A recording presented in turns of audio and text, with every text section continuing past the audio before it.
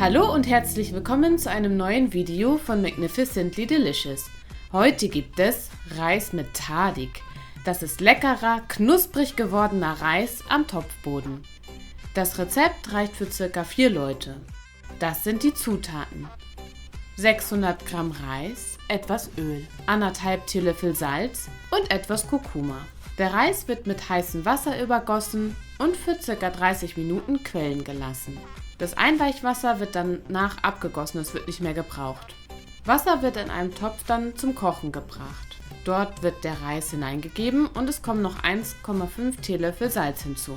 Der Reis wird dann für ca. 10 Minuten gekocht. Das Reiskorn sollte danach weich sein. Du kannst das Reiskorn auch zwischen 2 Fingernägeln nehmen und es teilen und gucken, ob es schon weich ist. Danach wird das Kochwasser abgegossen. Von dem Reis werden dann 4 Esslöffel abgenommen und mit einem Teelöffel Kurkuma gemischt. Dann werden ein paar Tropfen Öl in einem Topf erhitzt und der gewürzte Reis hineingegeben und verteilt. Anschließend wird dann auch der weiße Reis oben drauf gegeben. Der Topfdeckel wird in ein Geschirrhandtuch eingewickelt und wird fest auf den Topf gedrückt. Unser Herd hat zum Beispiel 10 Stufen. Der Reis wird nun auf Stufe 3 für 10 Minuten ziehen gelassen. Nach 10 Minuten kannst du dann mit der Rückseite eines Kochlöffels Löcher in den Reis stechen.